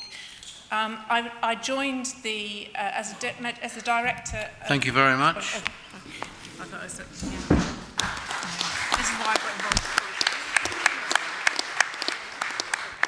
Konrad Kruszynski, please. Ladies and gentlemen, I'm not a doctor, but certain aspects of how to deal with mental health issues are just common sense. So to start with, we need to invest in the future of our healthcare service, not only mental health issue, and make sure that the help is accessible and affordable for all. I would be for the introduction of unimproved and subsidized treatments. Mental health issues affect not only those concerned, but close families. That is why we need more resources for dealing with the issues of mental health problems and facilities to accommodate those who are affected. Most importantly, and this is the fact, is that the vast array of mental health issues could have been prevented if they were dealt with in time. Vast proportion of those affected with mental health problems occur in aging population.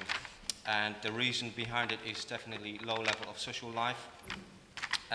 Why not engage our young Jersey people through a voluntary program to visit elderly people and on a regular basis? There will be mutual benefit for both parties, with big savings for the state of Jersey spent on medical practitioners and medications. And finally, mental health issues, as I can imagine, come as a result of age, loneliness, work and unemployment. The solution is, ladies and gentlemen, to look at the problem from outside the box and see intricate spectrum of links which lead to mental health issues first. Thank you.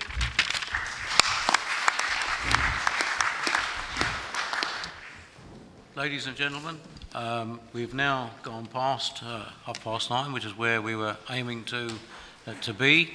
So we've done extremely well to have got 6 questions answered by all the candidates. And from my point of view, the Hustings meeting in the parish of St Saviour is now concluded. So thank you for coming, and the honorary officers will guide you out. Mr. Chairman, it falls to me on behalf of the candidates to say thank you to the Chairman for the orderly way in which he's conducted this meeting. Thank you to the timekeepers who have kept us on cue. Thank you for all your questions. Have a safe journey home and good night.